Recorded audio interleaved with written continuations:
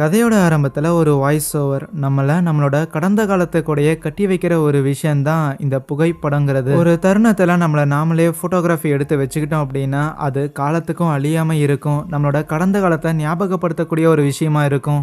கால ஓட்டத்தை நிறுத்தக்கூடிய சக்திங்கிறது இந்த மாதிரியான புகைப்படங்களுக்கு இருக்குது. ஆனா இப்ப இருக்கிற இந்த டிஜிட்டல் ஏரால ஒரு கிளிக்ல 1000 போட்டோஸ் வந்திருந்தாலும் இதுக்கு முன்னாடியில இருந்த பிலிம் ரோலை வச்சு ஒரு போட்டோவை எடுத்துட்டு அந்த போட்டோவை வாஷ் பண்ணி கரெக்டாக அந்த ஃபோட்டோவை ட்ரைவ் பண்ணி எடுக்கிறது மூலமாக அந்த ஃபோட்டோ நமக்கு ப்ராப்பராக வரும்போது அதை ஒரு ஆர்ட்னே சொல்லலாம் அப்படின்ட்டு நம்ம கதையோட ஹீரோவான டார்வின் அவன் ஒரு பெரிய ஒரு ஃபோட்டோகிராஃபர் போல். ஸோ இந்த டிஜிட்டல் ஏராலையும் ஃபிலிம் ரோலை வச்சு ஃபோட்டோ எடுக்கிறது அப்படிங்கிறது ஒரு கலை தான், அதையும் நம்ம கற்று வச்சுக்கிட்டு ஆகணும்னு சொல்லிட்டு அவனுக்கு கீழே சில ஸ்டூடெண்ட்ஸ்லாம் இருப்பாங்க, அவங்களுக்குலாம் சொல்லி கொடுத்துட்டு இருப்பான். அங்கே வெளியில் அவனோட ஆஃபீஸில் வந்து ஏகப்பட்ட அவன் எடுத்த ஃபோட்டோகிராஃப்ஸ்லாம் இருக்கும். அது எல்லாத்தையுமே அவங்க கிட்ட காமிச்சிட்டு அதுக்கப்புறம் ஒரு நாள் நம்ம ஹீரோவும் அவனோட ஒய்ஃபும் ஒரு மேரேஜ் ஃபங்க்ஷன் அட்டன் பண்ணுறதுக்காக போயிருந்திருப்பாங்க. ஹீரோவோட காலேஜ் நண்பர்களாக இருக்கும். ஸோ அவங்க கூட உட்காந்துக்கிட்டு அந்த இடத்துல ரேண்டமாக கதை பேசிக்கிட்டு இருக்கும்போது உனக்கெல்லாம் கல்யாணமாகும் நாங்கள் எதிர்பார்க்கவே இல்லடா அப்படின்னு நண்பர்கள்லாம் அந்த மாப்பிள்ளை பையனை கலாய்ப்பாங்களா. கல்லூரியில் காதல் மன்னனா சுற்றிக்கிட்டு இருந்தவன் இப்போ ஒரு பொண்ணு தான் வாழ்க்கைங்கிற மாதிரி இருக்கிறானா, அப்போ எனக்கும் மேரேஜுங்கிறது பாசிபிள் தாண்டாங்கிற மாதிரி ஹீரோவை கலாய்ப்பான். இதை கேட்டோடனே நம்ம ஹீரோட ஒய்ஃப், என்னது காதல் மன்னனா உலாவிக்கிட்டு இருந்தியா, இந்த கதையெல்லாம் என்கிட்ட சொல்லவே இல்லையே, கமான் இதுக்கு பின்னாடி என்னன்னா ஸ்டோரிஸ் இருக்குது சொல்லு பார்க்கலான்னு கேட்டா அதை பத்தி எல்லாம் எதுக்குமா பேசிக்கிட்டுன்னு பெருசா ஹீரோ அதை எதையுமே சொல்லியிருந்திருக்க மாட்டான். ஒன்ஸ் அந்த பார்ட்டில இருந்து அந்த மேரேஜ் ஃபங்க்ஷன்ல இருந்து அவங்க கார்ல வந்துட்டு இருக்கும் போது அப்பயுமே ஹீரோவோட ஒய்ஃபுக்கு அந்த விஷயத்துல கொஞ்சம் கியூரியாசிட்டிங்கிறது இருக்குதான் செய்யும். ஏன் மாமி இதுக்கு முன்னாடி வேற ஏதாவது ஒரு டோலி வச்சிருந்தியா, நான் ஒன்னும் பொறாமெல்லாம் படல, இருந்தாலும் கொஞ்சம் சொன்னேன்னா நல்லா இருக்குங்கிற மாதிரி அவளால் அந்த விஷயத்தை கேட்டுட்டு அவளால் டைஜஸ்ட் பண்ணவே முடியல. வாயை திறந்து சொன்னாதான் என்னவா அப்படின்னு சொல்லிட்டு அவர் ரோட்டை கவனிக்காம நம்ம ஹீரோவை பிடிச்சி உலுக்கிக்கிட்டு இருக்க ஏதோ ஒரு பொண்ணை தட்டி தூக்கிடுறான். அங்க ரோட்ல யாரும் இல்ல, இருந்தாலும் அங்க ஆக்சிடென்ட் ஆன அந்த ஒரு பொண்ணு எந்திரிக்கவே இல்லங்கும் போது ரைட் மறுகையா பண்ணிட்டோமான்னு சொல்லி ரெண்டு பேருக்கும் பயம் வருது. இருந்தாலும் அங்க யாரும் இல்ல ஆகையால் எஸ்கேப் ஆயிடுறாங்க. அதுக்கப்புறம் அடுத்த நாள் அந்த ஊர்ல ஏதோ ஒரு பழங்காலத்து ஆடிட்டோரியம் ஒன்று இருக்கும் போல, ரொம்ப வருஷத்துக்கு முன்னாடி கட்டினது. அந்த ஒரு ஆடிட்டோரியமை இடிச்சு ரெனோவேட் பண்ண போறாங்க, புதுசா ஒன்று கட்ட போறாங்க. ஆனா ரொம்ப வருஷத்துக்கு முன்னாடியே கட்டியிருக்காங்க அப்படின்னா அதோட கலை நயம் எல்லாமே வித்தியாசமா இருக்கும்ல. ஆகையால் அந்த கலை நயத்தை ரெக்கார்ட் பண்ற விதமா நம்ம ஹீரோ தான் ஊர்ல ஒரு பெரிய போட்டோகிராஃபர், ஆகையால் ஹீரோவை கூப்பிட்டு இருந்திருக்காங்க. அது மட்டும் காரணம் இல்ல, இந்த ஒரு ஆடிட்டோரியமை கட்டுறதுக்காக நம்ம ஹீரோவோட அப்பாவுமே காசெல்லாம் கொடுத்து உதவி பண்ணியிருந்திருக்காரு போல. ஸோ அதுவும் ஒன் ஆஃப் த ரீசன். ஹீரோவும் மேடை ஏறிட்டு இந்த ஆடிட்டோரியமுக்கும் எனக்கும் என்ன மாதிரியான ரிலேஷன்லாம் இருக்குங்கிற மாதிரி கொஞ்சம் ஒரு எமோஷனலான ஸ்பீச் எல்லாம் கொடுத்துட்டு இருப்பான். தன்னோட பாலிய பருவங்கள்ல நிறைய நாட்களை நான் இந்த ஆடிட்டோரியம்ல கழிச்சிருந்திருக்கேன் அப்படின்னு அதை பத்திலாம் பேசிட்டு அப்புறம் ஒன்ஸ் அந்த ஆடிட்டோரியம்ல இருக்கிற விஷயங்கள் எல்லாம் போய் போட்டோ எடுக்க ஆரம்பிக்கிறான். வேலையெல்லாம் முடிச்சதுக்கு அப்புறம் ஒன்ஸ் அங்க வந்து ஆளுங்க எல்லாரும் கூட ஒன்னா சேர்ந்து ஒரு குரூப் போட்டோ மாதிரி எடுப்பாங்களா. ஹீரோ தான் அங்க வந்துட்டு கேமரா எல்லாத்தையும் செட்டப் பண்ணிக்கிட்டு இருப்பான். அப்போ கூட்டத்துல ஏதோ ஒரு ஆன்மா இருக்கிற மாதிரி அவனுக்கு மட்டும் தெரியுது. சரி ஏதோ ஒரு பிரம்மையா இருக்கும் போலன்னு அவனும் போட்டோக்கு போஸ்ட் கொடுக்கறதுக்காக வந்து நிற்கும் போது அப்படியே கூட்டத்துல லைட்டா எட்டி வேற பாக்குறான், யாராவது இது வேஷம் போட்டு உட்காந்துருக்காங்களான்னு. ஆனா அப்படி எதுவும் தெரியல. ஒன்ஸ் வீட்டுக்கு வந்ததுக்கு அப்புறம் அந்த போட்டோஸ் எல்லாத்தையும் வாஷ் பண்ணி வச்சுக்கிட்டு இருப்பானா. அப்ப வெளியில யாரோ கதவை தட்டுறாங்க, பார்த்தா அவனோட ஒய்ஃபா தான் இருக்கும். என்னமா என்னாச்சு ஏதாவது வேணுமா அப்படின்னு கேட்டா நம்ம ஹீரோ பயங்கர கேஷுவலா இருப்பானா, அவளுக்கு ஒரு மாதிரி பதட்டமா இருக்கும். என்னுடைய நேற்று நைட்டு என்ன நடந்துச்சு அப்படிங்கிற விஷயம் கொஞ்சமாவது மைண்ட்ல இருக்கா என்ன, நீ பாட்டுக்கு காலையில போற அசால்ட்டா ஸ்பீச் எல்லாம் கொடுக்குற, எதுவுமே நடக்காத மாதிரி ஜாலியா வந்துட்டு போட்டோலாம் வாஷ் பண்ணி வச்சு வேலையை கன்யூஸா பார்த்துட்டு இருக்கிற, ஆனா என்னால எதுவுமே பண்ண முடியலடா, ஒரு மாதிரி பயமா இருக்குதுன்னு சொன்னா, இங்க பாரு எதுக்கு நீ பயப்பட்டு இருக்கிற, நம்ம ஒன்றும் அவங்கள தெரிஞ்சு ஆக்சிடென்ட் பண்ணல, ஆனா அதே நேரத்துல நம்ம ஆக்சிடென்ட் பண்ண விஷயத்தையும் யாரும் பார்க்கல, இன்னைக்கு மதியானமே ஆக போகுது, இன்னுமே அந்த ஒரு விஷயத்தை பத்தி எந்த விதமான நியூஸுமே வெளியில வரல அப்படின்னா இந்த ஒரு விஷயத்துல எந்த ஒரு தடயமும் இல்லாம நம்ம தப்பிச்சிட்டோம் தான் நினைக்கிறேன், நீ எதை போட்டும் குழப்பிக்காதுன்னு சொன்னாலும் ஒய்ஃபுக்கு இந்த போலீஸ்ல மாட்டுறது இதை பத்தி எல்லாம் அவளுக்கு கவலை இல்ல. ஆக்சுவலி அவளோட கவலைங்கிறது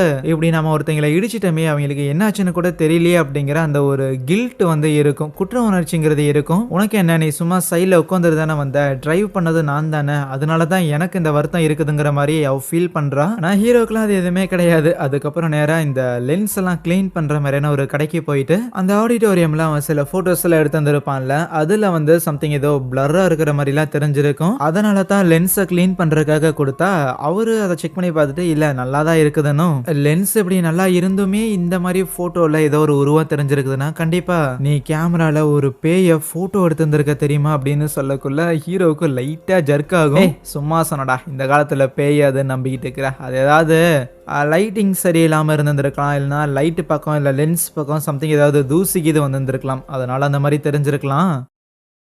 நான் ரொம்ப வருஷமா நானும் இந்த கடைய நடத்திக்கிட்டு இருக்கிறேன். இந்த காலகட்டத்தில நீ ஒருத்தன் மட்டும் தான் இந்த மாரி ஃபிலிம் ரோல் கேமராவ தூக்கிட்டு சுத்திட்டு இருக்கிற. எங்கேயாவது டிஜிட்டல் கேமராக்கு மாறுற ஐடியா இல்லையான்னு கேட்டா, டிஜிட்டல் கேமராலாம் யூஸ் பண்ணிட்டு தான் இருக்கிறேன். இருந்தாலும் எனக்கு வர ஆர்டர்ஸ் எல்லாமே இந்த மாரி ஃபிலிம் ரோல நான் பயன்படுத்துற காரணத்தால அத பேஸ் பண்ணி தான் வராங்க. என்ன அப்ரோச் பண்ண கஸ்டமர்ஸுக்கு என்ன வேணுமோ அத தான் என்னால பண்ணி கொடுக்க முடியும். அந்த வகையில இப்போ ரீசென்ட்டா இங்க ஒரு ஆடிட்டோரியம் ஒண்ணு இருக்குதுல்ல, அத இடிக்க போறாங்களாமா. இறுதியா அத ஃபோட்டோ எடுத்துட்டு இருக்கும்போது தான் இந்த மாரியான ஒரு ஃபோட்டோ வந்து கிடைச்சதுன்னு சொன்னதுக்கு, ஓ அந்த ஆடிட்டோரியமா? காசு இல்லாத காதலர்களுக்கு சொர்க்கமா இருந்த ஒரு இடம். இப்ப அதை இடிக்க போறானுங்களா அப்படிங்கிற மாதிரி இவர் ஒரு கதையை சொல்றாரு. பேரலா வீட்ல ஹீரோட ஒய்ஃப் வந்து அப்படியே பாட்டு கேட்டு சில் பண்ணிக்கிட்டு இருப்பாங்களா. அண்ட் அப்போ ஹெட்ஃபோன்ல ஏதோ ஒரு குரல் ஒண்ணு கேட்கும். ஏய் என்ன யாராவது பேசுறாங்களா அப்படின்னு அவ்வளோ லைட்டா சுத்தி முத்தி பாக்குறாளா. யாரோ அழுகிற மாதிரியான ஒரு குரலுங்கிறத கேட்க, அந்த ஒரு குரல் ஹீரோவோட அந்த போட்டோ வாஷ் பண்ற ரூம் இருக்குதுல்ல, அங்கிருந்து தான் வரும். உள்ள போனா அந்த ரூம்ல ஹீரோ ஒரு ட்ரேல வந்து இந்த போட்டோஸ் எல்லாம் அப்படியே தண்ணியில முக்கி வச்சிருந்துருப்பானா. அந்த தண்ணிங்கிறது அப்படியே அதிகமாகிற மாதிரியும் அதுல இருந்து ஏதோ ஒரு தலை ஒண்ணு வெளியில வர மாதிரி இருக்க. ஒரு செகண்ட் அவ்வளோ கவனிக்கிறா. எஸ் அது தலை தான் கன்ஃபார்ம் பண்ண உடனேமே ரூம் விட்டு வெளியில போகிறதுக்காக அவ எவ்வளவோ ட்ரை பண்றா. ஆனா சுத்தமா முடியவே இல்லை. பயங்கரமா பதறிட்டு இருப்பாளா. அந்த ஒரு பேயுமே அதோட தலையை வெளியில கொண்டு வரும்போது கரெக்டா அவளை தூக்கத்துல இருந்து ஹீரோ எழுப்பி விடுறான். என்னதான் அது கனவா இருந்தாலுமே ஹீரோயினுக்கு ஒரு மாதிரி பயமாவே இருக்கும். ஆனா ஹீரோ நாடி தூக்கத்துல மூஞ்சி இப்படி இப்படின்னு வச்சுக்கிட்டு இருந்தா ஏதாவது கெட்ட கனவா என்ன? சரி அந்த கெட்ட கனவு ஒரு பக்கம் இருக்கட்டும். இங்க பாரு என்னோட கேமரால பேயெல்லாம் மாட்டிருக்க தெரியுமா அப்படின்னு சொல்லி சும்மா அந்த போட்டோஸ்லாம் எடுத்து காமிச்சுக்கிட்டு இருப்பானா. ஆனா பெருசா அதை என்ஜாய் பண்ற மூட்ல அவ இல்ல.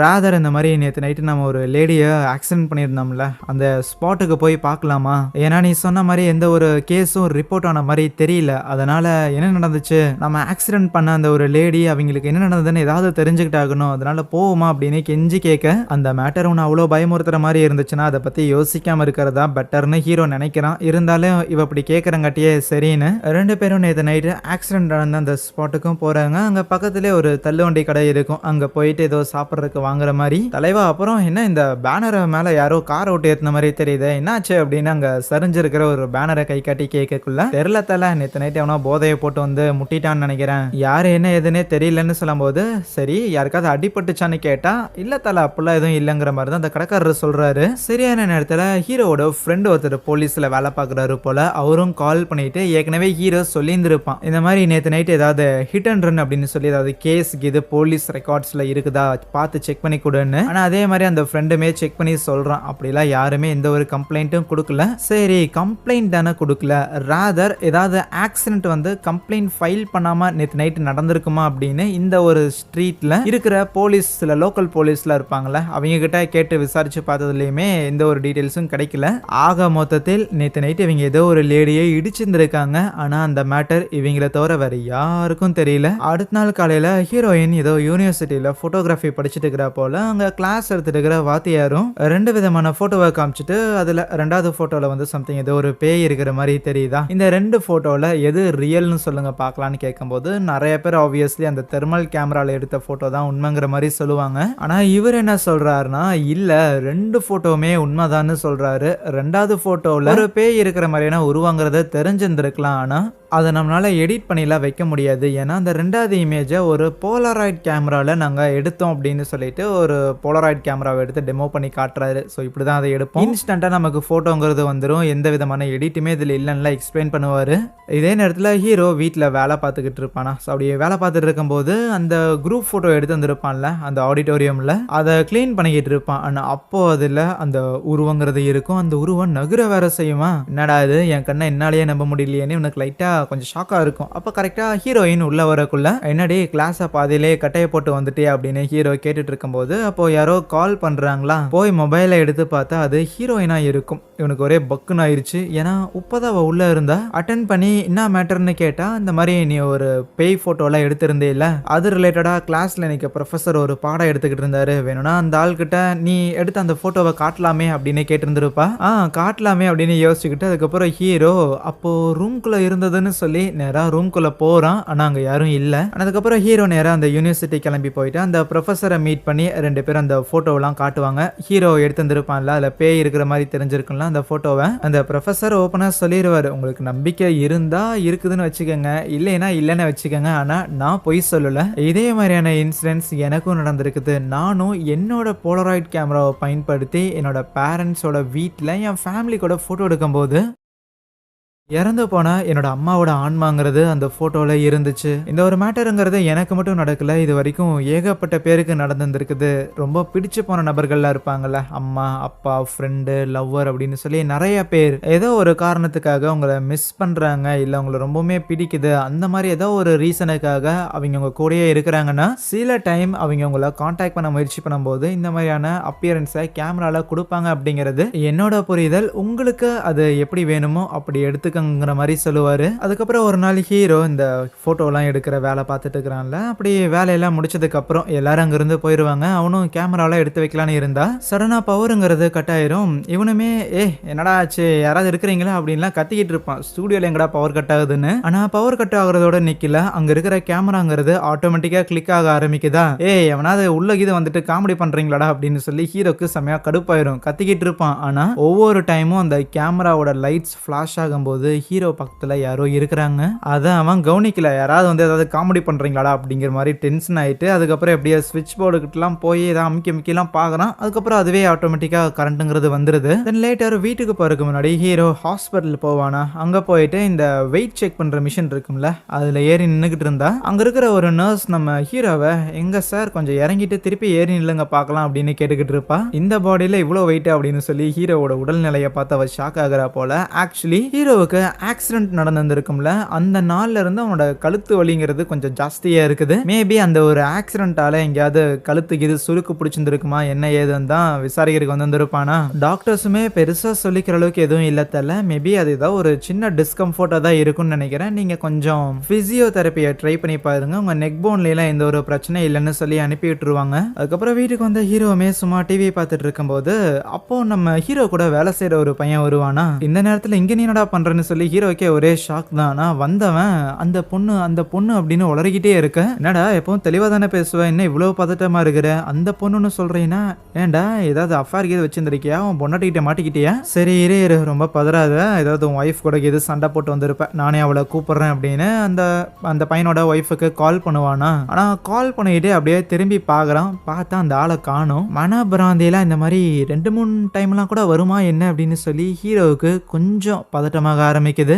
இதே நேரத்துல நம்ம ஹீரோயின் ஒரு போலராய்ட் கேமராவை எடுத்துக்கிட்டு முதல்ல ஹீரோ அந்த ஒரு பேய் மாதிரியான உருவத்தை இந்த ஒரு ஆடிட்டோரியம்ல எடுத்த போட்டோல தானே காமிச்சிருப்பான். இந்த விஷயத்துல இருந்து ஹீரோ மூவ் ஆன் ஆகி வேற வேலையெல்லாம் பார்த்துட்டு இருக்கிறான். ஆனா ஹீரோயினுக்கு இது என்ன மேட்டர்னு தெரிஞ்சுக்கிட்டே ஆகணும். ஆகையால் அவ எடுத்துட்டு வந்த போலராய்ட் கேமரால ஒரு போட்டோவையுமே எடுத்துட்டு அது கொஞ்சம் தெளிவாக இருக்கு, சில நொடிகள் எடுக்கும், அதனால சும்மா கையில வச்சுக்கிறாளா. அப்படியே ஹீரோ எந்தெந்த இடத்துல எல்லாம் போட்டோ எடுத்துருப்பான்னு சொல்லி அப்படி எல்லா இடத்துலயுமே அவ போட்டோ எடுத்துட்டு வரும்போது ஒரு பாயிண்ட்ல அவ கையில வச்சிருக்கிற போட்டோவை கீழே போட்டுறான். அது போடும்போது அது ஆல்ரெடி டெவலப் ஆயிருக்கும். அந்த ஒரு போட்டோல ஒரு பொண்ணோட உருவங்கிறது இருக்கு. அப்ப அவங்க இருக்கிற ரூம்ல நிறைய போட்டோகிராஃப்ல இருக்குமா, அதுல ஒண்ணு கீழே விழுந்து உடையுது. ஏதோ ஒரு பொண்ணு காலேஜ் படிக்கிற டைம்ல student of the year award வாங்கியிருப்பாங்க போல. இந்த ஒரு போட்டோ ஸ்பெசிபிக்கா கீழே விழுந்த காரணத்தால மேபி இந்த ஒரு பொண்ணு தான் நம்ம ஆக்சிடென்ட் பண்ண பொண்ணா இருக்குமோன்னு ஹீரோனுக்கு டவுட் வருது. இதே நேரத்துல ஹீரோவும் காரை எடுத்துட்டு அந்த கூட வேலை பார்க்குற பையன் இருக்கிறான்ல, அவன் ஹீரோ கூட படிச்சவன் தான், அவன் வீட்டுக்கு தான் போறான். இருந்தாலும் போற வழியில ஹீரோட ஃப்ரெண்ட்ஸ் இன்னும் ஒரு 2 பேர் இருப்பானுங்களே, அதுல ஒருத்தனுக்கு கால் பண்ணா எடுக்கல, ஏன்னா அவன் தூக்கு மாட்டி இறந்துருக்கான். இந்த மேட்டர் ஹீரோவுக்கு தெரியாது. இருந்தாலும் ஹீரோவோட இன்னொரு ஃப்ரெண்ட் இருப்பான், அவனுக்கும் கால் பண்ணா அவனுமே காரை கொண்டு போய் ஏதோ ஒரு இடத்துல சொருகி அவனும் இறந்து போயிருந்திருக்கான். ஸோ எப்படி ஏதோ ஒரு பொண்ணை நான் பார்த்தேன் அப்படிங்கிற மாதிரி ஏற்கனவே ஒருத்தன் வந்து ஹீரோவோட வீட்டில் சொல்லிட்டு போயிருந்திருக்கான். அவனும் ஹீரோவோட ஃப்ரெண்டு தான். இப்போ இன்னொரு 2 ஃப்ரெண்டு ஏற்கனவே இறந்துட்டானுங்க. என்ன ஆச்சுன்னு ஒண்ணுமே புரியாம ஹீரோ நேரா அவனோட இன்னொரு ஃப்ரெண்டு இப்போ ஹீரோட வீட்டுக்கு ஒருத்தன் வந்தான்ல, நேரா அவனோட வீட்டுக்கு போனா அந்த ரூமே ஒரு மாதிரி கலைஞ்சு கிடக்குது. சம்திங் ஏதோ போட்டு உடச்சுட்ட மாதிரிலாம் தெரியுது. டேய் பையா எங்கடா இருக்கிற அப்படின்னு அவனை கூப்பிட்டு இருக்கும்போது உள்ள இருந்து அந்த பையன் ரூம்ல இருந்து வரான். ஆனா ஹீரோ உட்காந்துருக்கிறத பார்த்தோன்னே வேகமா அவன் பாட்டுக்கு எகிரி குதிச்சு மேல இருந்து கீழே விழுந்துடுறான். காம்பவுண்ட்ல கம்பி குத்தி வச்சிருந்துருப்பாங்கல்ல, அதுலயே விழுந்து அவன் இறந்து போக ஹீரோவும் கீழே வந்து பார்த்துட்டு அப்படியே என்ன பண்றதுன்னே தெரியல. இவன் தான் இப்போ ரூம்ல இருந்திருந்தான். ஸோ எங்கேயாவது மாட்டினா நம்மளை பிடிச்சிருவாங்க வாங்கன்னு கார் எடுத்துட்டு கிளம்பிடுறானா. இதே நேரத்துல ஹீரோயின் வீட்டுக்கு வந்துட்டு அவ ஆடிட்டோரியம்ல ஒரு பொண்ணோட அந்த போட்டோவை பார்த்துருப்பாள்ல. இந்த பொண்ணை நான் இதுக்கு முன்னாடி எங்கேயோ பார்த்துருக்கனே அப்படின்னு யோசிச்சவளும் நம்ம ஹீரோ வந்து அவனோட காலேஜ் படிக்கிற டைம்ல எடுத்துக்கிட்ட போட்டோஸ் எல்லாம் வச்சிருந்திருப்பானா. அதை எல்லாத்தையும் எடுத்து கோத்ரூ பண்ணி பார்க்கும்போது அதுல நம்ம ஹீரோ கூட அந்த புள்ள எடுத்துக்கிட்ட போட்டோ வந்து ஒரு ஃபிலிமா அப்படியே இருக்கு. இதை இவ கண்டுபிடிக்கிற நேரத்துல ஹீரோ கால் பண்ணிட்டு சம்திங் ஏதோ ஒரு பார்க் மாதிரியான இடத்துக்கு வர சொல்லியிருந்திருப்பானா. ஸோ அவளும் கார் எடுத்துட்டு அங்கே வந்து இருந்திருக்கேன். இங்கே இருக்கிற என்ன கூப்பிட்டேன்னு கேட்டா மொபைலில் நியூஸ் எடுத்து காட்டுறான். நம்ம ஹீரோவோட மிச்சம் இருக்கிற அந்த ஃப்ரெண்ட்ஸான 3 பேரும் இறந்துட்டாங்க. ஸோ இப்படி ஹீரோவோட ஃப்ரெண்ட்ஸான 3 பேருமே இறந்து போயிருக்காங்க அப்படிங்கிறது அவனுக்கு ரொம்பவுமே வருத்தம் தான். ஹீரோ எனக்கு புரிஞ்சிருச்சு, ரைட்டு அன்னைக்கு நான் ஆக்சிடென்ட் பண்ணல அந்த ஒரு லேடியோட ஆன்மா தான் இது எல்லாத்துக்கும் பின்னாடி இருக்குமோ அப்படின்னு சந்தேகப்படுறான். எப்படி சொல்றேன்னு கேட்டதுக்கு கார்ல இருந்து அந்த ஒரு போட்டோவை எடுத்து காட்டுறான். இந்த ஒரு பொண்ணு இவ்வளோ உனக்கு ஞாபகம் இருக்குது இல்ல, கமான் இவ தான் இதுக்கெல்லாம் காரணமா இருப்பான்னு நினைக்கிறேன், இவளை பத்தி சொல்லுன்னு கேட்கும்போது ஒரு பிளாஷ்பேக் போகுது. ஒரு 5 வருஷத்துக்கு முன்னாடி ஹீரோ யூனிவர்சிட்டியில படிச்சுட்டு இருந்த டைம்ல அவனோட ஃப்ரெண்ட்ஸ் எல்லாரும் சும்மா ரேண்டமா நடந்து வர ஒரு பொண்ணை இடிச்சு புள்ளி பண்ணிக்கிட்டே இருப்பானுங்களா. அப்படி இடிக்கும்போது அந்த பொண்ணோட புக் வந்து கீழே விழுந்துரும். அதை ஹீரோ எடுத்து வச்சிருந்திருப்பான். ஆனா அதுக்கப்புறமா அப்படி எடுத்து வச்சு அந்த ஒரு புக்கை கொண்டு போய் அந்த ஒரு பிள்ளைகிட்டையுமே கொடுத்துருப்பான். அண்ட் அந்த புக்கில் கூடவே அவளை ஒரு போட்டோவும் எடுத்துருப்பான் போல. இதுக்கு முன்னாடியே அந்த போட்டோவையும் சேர்த்து வச்சு கொடுக்குறான். அந்த பொண்ணோட பேரை நம்ம லில்லின்னு வச்சுக்கலாம். அண்ட் அந்த லில்லிங்கிற பிள்ளைக்கும் அந்த போட்டோவை பார்த்தோன்னே பயங்கர ஹாப்பி.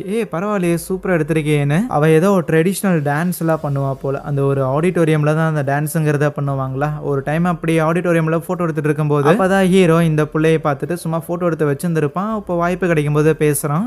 2 பேருக்குள்ள பழக்கம் அப்படிங்கிறது கொஞ்சம் நல்லாவே ஆரம்பிச்சிருந்திருக்கா. ஸோ அதனால போக போக அந்த நட்பு அப்படிங்கிறது கொஞ்சம் ஆழமா வளர்ந்து ஒரு பாயிண்ட்லாம் ஹீரோ ஒரு கேமரா கடைக்கு வெளியில் நின்றுகிட்டு ஏதோ பாத்தியா இந்த ஒரு கெனான் கேமரா இதே மாதிரி ஒன்று நான் வச்சிருந்தேன், ஆனால் தெரியாமல் ஒரு டாக்ஸியில் நான் விட்டுட்டு போயிட்டேன். அந்த டாக்ஸி டிரைவருக்கு அன்னைக்கு லக் கஷ்டப்பட்டு வீட்டில் அழுது புரண்டு வாங்கின கேமரா அன்னைக்கு அவனுக்கு ஃப்ரீயாகவே கிடைச்சிருச்சுங்கிற மாதிரி கொஞ்சம் ஏக்கமாலாம் பேசிட்டு போயிருந்திருப்பானா. அதுக்கப்புறம் நாட்களுங்கிறத தொடர்ந்து போய்கிட்டு இருக்க ஹீரோ ஆசைப்பட்ட அந்த ஒரு கேமராவை அந்த லில்லிங்கிற புள்ள வாங்கி ஹீரோக்கு கிஃப்டாக வேற கொடுத்துருந்துருப்பா. ஸோ அதுக்கப்புறம் அந்த காதலுங்கிறது இன்னும் அடுத்த கட்டத்துக்கு போயிட்டு 2 பேரும் ஒரே வீட்டில் ஒரே ரூம் எடுத்து தங்க ஆரம்பிச்சிருந்துருப்பாங்களா. ஆரம்பம் என்னமோ ஹீரோவுக்கு நல்லா தான் இருந்திருக்கும். ஆனால் அந்த பிள்ளைக்கு இருக்கிற அளவுக்கான இன்ட்ரெஸ்ட்ங்கிறது ஹீரோவுக்கு இந்த ரிலேஷன்ஷிப்ல நாட்கள் போக போக இருக்காது. இன்னும் சொல்ல போனா இந்த ஒரு ரிலேஷன்ஷிப் இருக்குதுங்கிற மேட்டரை ஹீரோ தன்னோட ஃப்ரெண்ட்ஸ் கிட்ட கூட சொல்லல. யூனிவர்சிட்டியில ஹீரோ முன்னாடியே அந்த லில்லிய அவனோட ஃப்ரெண்ட்ஸ் கலாய்ப்பாங்க. ஆனா அப்ப கூட அவன் பெருசா எதையுமே கண்டுக்க மாட்டானா. இந்த மாதிரி ஹீரோ பிஹேவ் பண்ணாலுமே இந்த லில்லி வந்து கொஞ்சம் பொறுத்து பாக்குறா. ஆனா இப்படி இருக்க ஹீரோ காலேஜ்ல இருக்கிற சில பொண்ணுங்களுக்கு இந்த போட்டோகிராஃபி ரிலேட்டடா சில மேட்டர் சொல்லி கொடுத்துட்டு இருப்பானா. அப்ப ரொம்ப சிரிச்சு பேசக்குள்ள இந்த லில்லிக்கு கொஞ்சம் ஜலஸ் ஆயிரும். அதனால போய் அந்த ஸ்டூடெண்ட்டை விரட்டி விட்டுருவா. என்னடி லூஸ் மாதிரி பண்ணிக்கிட்டு இருக்கிற, அவ என்னோட ஸ்டூடெண்ட் தாண்டி அப்படின்னு சொன்னாலும் நீ ஸ்டூடெண்ட் பேசுற லட்சணம் தான் எனக்கு தெரியுதுங்கிற மாதிரி ஹீரோ மேல இவ கை வச்சிருவா. ஆனா எப்படா இப்படி ஒரு சண்டை வரும் அப்படின்னு ஹீரோ எதிர்பார்த்துட்டு இருந்திருப்பான் போல. இதை ஒரு காரணமா பயன்படுத்தி அன்னைக்கு அந்த ரிலேஷன்ஷிப்பை அவன் பிரேக் பண்ணியிருந்திருப்பானா. விட்டுட்டு போறவனா லில்லிக்கு எப்படி கன்வின்ஸ் பண்றதுன்னு தெரியல. அதுக்கப்புறம் அவங்க 2 பேரும் ஒரு வீட்டில் தங்கியிருப்பாங்கல்ல, அங்க வந்து கையை அறுத்துக்கிட்டு சூசைட் பண்ற மாதிரி எல்லாம் சில டிராமாலாம் பண்ணியிருந்திருப்பா. ஐ மீன் ஆக்சுவலி கையை அறுத்துருந்துருப்பான், ஆனா ரொம்ப ஆழமா வெட்டி இருந்திருக்க மாட்டா. அதனால உயிருக்கு எந்த ஒரு பாதிப்பும் இல்லை, சும்மா ரத்தம் மட்டும்தான் போயிருந்திருக்கும். கையை அறுத்து ரத்தம் காட்டினதுக்கு அப்புறமும் ஹீரோட மனசு மாறலன்னு சொல்லி அதுக்கப்புறம் ஒன்ஸ் காலேஜ்லாம் முடிஞ்சதுக்கு அப்புறம் வேற ஏதோ ஒரு ஊருக்கு போயிட்டா. அந்த ஊருக்கு போனதுக்கு அப்புறம் அவளுக்கு ஏதோ நோய்வாய்ப்பட்டு இறந்து போனதா நான் கேள்விப்பட்டேன்னு சொன்னா. ஹீரோயினுக்கு ஒரே ஷாக்கு. நீ காலேஜ்ல இருந்ததை விட இப்போ ரொம்ப திருந்திட்டங்கிற மாதிரி உன் ஃப்ரெண்ட்ஸ் சொன்னானுங்க, ஆனா இவ்வளவு மோசமா இருந்திருப்பேன்னு நான் எதிர்பார்க்கலன்னு நினைக்கிறேன். ஒரு 5 வருஷத்துக்கு முன்னாடி ஹீரோவோட கேரக்டருக்கும் இப்ப இருக்கிற ஹீரோவோட கேரக்டருக்கும் நிறையவே வித்தியாசங்கிறது இருக்கு. ஆகையால் ஹீரோயின் இதை சீரியஸா எடுத்துக்கல. ராதர் மேபி அன்னைக்கு நைட் நம்ம ஒரு லேடியை மோதி இருந்திருப்போம்ல, அது ஒரு வேளை ஏதோ ஒரு உயிரோட இருக்கிற லேடியா இல்லாம அது இந்த லில்லியோட ஆன்மாவா இருக்குமோ அப்படின்னு சொல்லுவா. இதுல இருந்து ஹீரோக்கு ஒரே ஒரு விஷயம் மட்டும் தெளிவா புரியுது.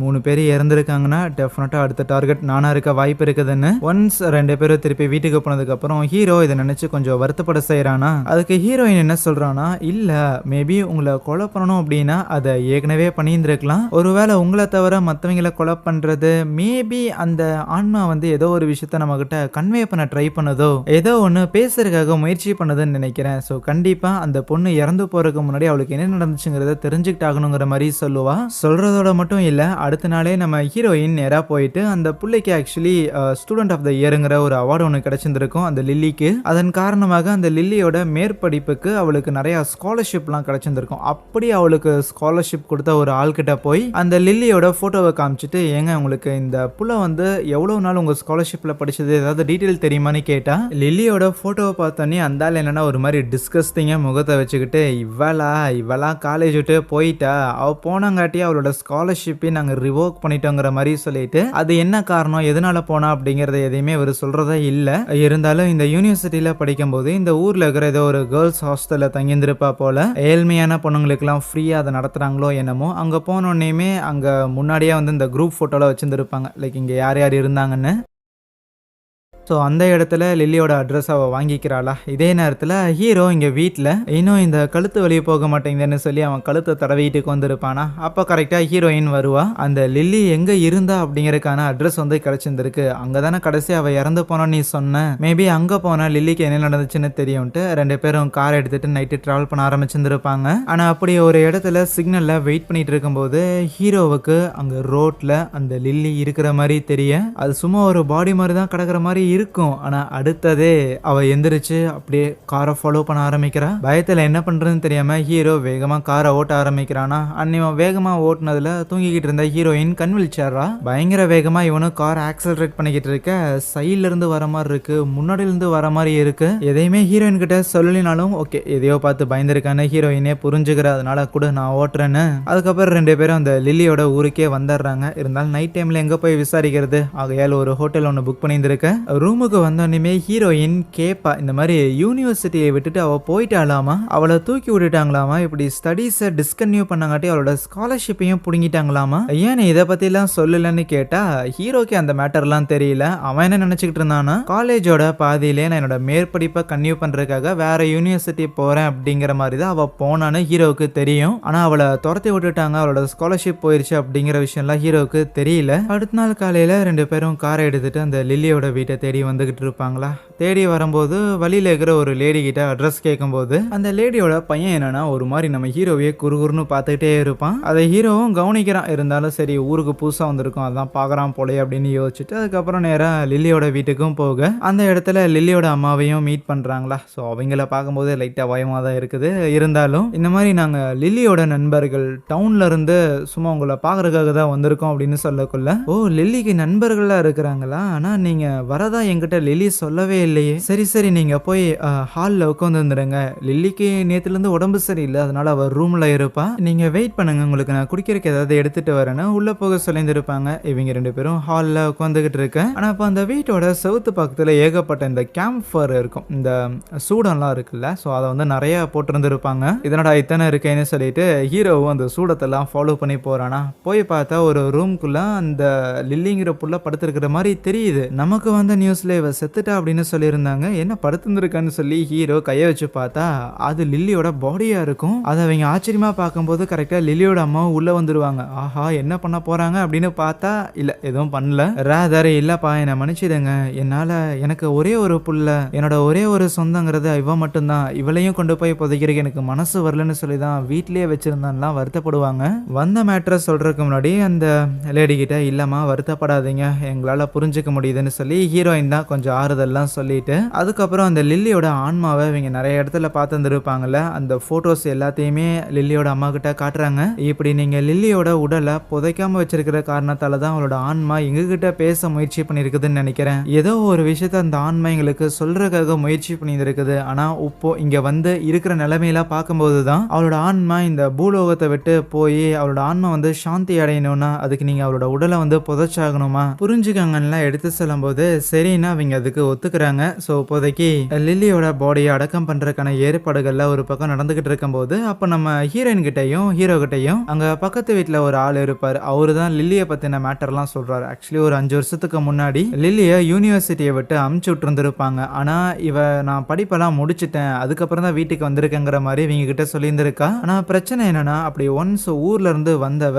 எந்நேரம் ரூம்லயே தனியா உட்காந்துக்கிட்டு பயங்கரமா எதையோ நினைச்சு அழுது இருந்திருப்பா. ஒரு மாதிரி பித்து பிடிச்ச மாதிரி பிஹேவ் பண்றாளேன்னு அவளை ஹாஸ்பிட்டல்லாம் கூட்டிட்டு போயிருந்திருப்பாங்க. ஆனா கூட்டிட்டு போன இடத்துல மாடியில இருந்து கீழே எகிரி குதிச்சு சூசைட் பண்ணியிருந்திருப்பாளா. அவ இறந்து போனதுக்கு அப்புறம் அவளோட பாடியை அன்னைக்கே அடக்கம் பண்ணலான்னு சொல்லியிருந்திருப்பாங்க. ஆனா லில்லியோட அம்மா தான் இல்ல என் பிள்ளைய அடக்கம் பண்ண முடியாது அப்படின்னு சொல்லி அவங்க கிட்ட எல்லாம் சண்டை போட்டு, யாரு அவங்க எல்லாருமே பக்கத்து வீட்டுக்காரங்களா இருக்கும், அவங்க கிட்ட எல்லாம் சண்டை போட்டு ஆல்மோஸ்ட் அந்த ஊர்ல இருக்கிற எல்லாருக்கும் தெரியும் இந்த மாதிரி லில்லியோட பாடி வீட்டில் தான் இருக்குதுன்னு. ஸோ இப்போ நம்ம ஹீரோவும் ஹீரோயினும் வந்துட்டு இந்த மாதிரி லில்லியோட ஆன்மா உலாவிட்டு இருக்குங்கிற மேட்டர்லாம் சொன்னதுக்கப்புறம் மறுபடியும் ஆளுங்களெல்லாம் கூப்பிட்டு மிச்சம் வச்சதை முடிச்சிடலாம் அப்படின்னு சொல்லிட்டு அந்த பாடியை புதைக்கிறதுக்கு முன்னாடி ஏதோ மந்திரங்கள்லாம் படிச்சுட்டு இருக்கிறாங்களா. அப்படி ப்ரேயர் நடந்துகிட்டு இருக்க நம்ம ஹீரோவால் ரொம்ப நல்லா ஃபீல் பண்ண முடியுது. தனக்கு பின்னாடி தான் அவள் உட்காந்துக்கிட்டு இருக்கிறான்னு, இருந்தாலும் திரும்பி பார்க்கல. அதுக்கப்புறம் ஒன்ஸ் லில்லியோட பாடியை புதைச்சதுக்கு அப்புறம் கடைசியா ஹீரோவும் அங்கிருந்து கிளம்புறதுக்கு முன்னாடி அவரோட சமாதியெல்லாம் தொட்டுட்டு என்னை மன்னிச்சிடு, உனக்கு நான் பண்ணது எல்லாத்துக்கும் என்னை மன்னிச்சிடுங்கிற மாதிரி மன்னிப்பெல்லாம் கேட்குறான். அவ்வளோதான். அதுக்கப்புறம் திருப்பி சிட்டிக்கு வந்துடுறாங்களா. நம்ம ஹீரோயினும் ஆஸ் யூஷுவல் அவளோட வேலையை பார்க்கலாம் அப்படின்னு வந்து பிசி முன்னாடி உட்காந்துருக்கேன். ஆனால் அப்போ அவங்க ஷெல்ஃபில் வச்சுருந்த கேமரா வந்து ஆட்டோமேட்டிக்காக கிளிக் ஆகுற மாதிரி இருக்கும். நான் உள்ளே வரப்போ கிளிக் ஆகலை, உட்காந்ததுக்கப்புறம் கிளிக் ஆகுதுன்னா என்னவா இருக்குன்னு லைட்டாக சந்தேகப்பட்டவளும் அதுக்கப்புறம் அந்த கேமராவை எடுத்துகிட்டு போயிட்டு அது ஃபிலிமாக தான் இருக்கும். ஸோ மொத்த ஃபிலிமையும் வந்து டெவலப் பண்ணுறாளா.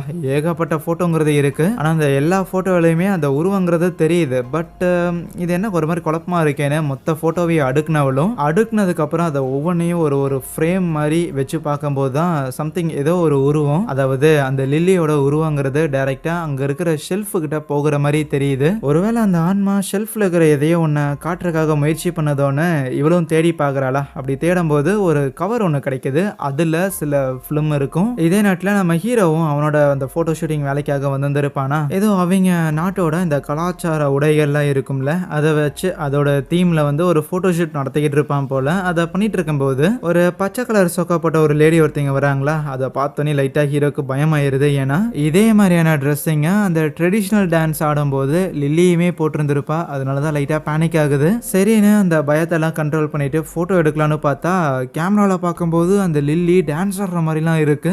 அவ்வளோதான், ஆத்தாடி ஆளை விடுங்கடா அப்படின்னு பயந்து அலறி அடிச்சு லிஃப்ட்டில் வரும்போது லிஃப்ட்லேயுமே அந்த லில்லியோட குரலுங்கிறத கேட்க உடனே படிக்கட்டு வழியாக கீழே இறங்குறதுக்காக முயற்சி பண்ணுவானா. ஆனால் எவ்வளவுதான் அவன் கீழே இறங்கினாலும் ஒரே ஒரு ஃப்ளோரில் தான் அவன் திருப்பி திருப்பி சுற்றிட்டே இருக்கிற மாதிரி தெரியுது. ஆகையால் இப்போதைக்கு தப்பிக்கிறக்கிற வழியே இல்லைன்னு அங்கே இருக்கிற ஜன்னலை ஓப்பன் பண்ணவனும் சைடில் ஒரு ஏணி மாதிரி ஒன்று இருக்கும், அதை பிடிச்சிட்டு தான் கீழே இறங்கி வந்துகிட்டு இருப்பான். ஆனால் அந்த லில்லியோட ஆன்மாவுமே அந்த ஏணியில் மேலேருந்து அப்படியே கீழே இறங்கி வந்துட்டு அப்படியே ஹீரோவோட கையை எடுத்து விட கீழே விழுந்து அதே இடத்துல இறந்து போகிறான். அவன் இறந்துட்டானா இல்லையா அப்படின்னு அதே இடத்துல உட்காந்து அந்த லில்லியோட ஆன்மாவும் ஒரு 2-3 செகண்ட் பார்த்துட்டு அதுக்கப்புறம் அப்படியே நடந்து வந்து நம்ம ஹீரோவோட நெஞ்சில் தலையை வச்சு படுத்துக்கும். ஹீரோவுக்கு உயிர் இருக்கா இல்லையா அப்படிங்கிற மாதிரி செக் பண்ணுறாலோ என்னமோ. ஹீரோயின் அங்கே இருக்கிற ஷெல்ஃபில் இருந்து சில ஸ்ட்ரிப்ஸ் எல்லாம் எடுத்து வந்துருப்பாள். அந்த ஃபோட்டோஸ் எல்லாம் அவள் டெவலப் பண்ணி பார்க்குறா. அப்போதான் ஒரு மேட்ரே அவளுக்கு தெரிய வருது. என்னன்னா அதே 5 வருஷத்துக்கு முன்னாடி நம்ம ஹீரோக்கும் அந்த லில்லி பிள்ளைக்கும் சண்டை வந்ததுக்கு அப்புறம் அந்த ஒரே சண்டையில அந்த லில்லி ஒன்றும் அவ்வளோ ஈஸியாக ஹீரோவை விட்டு கொடுக்கல.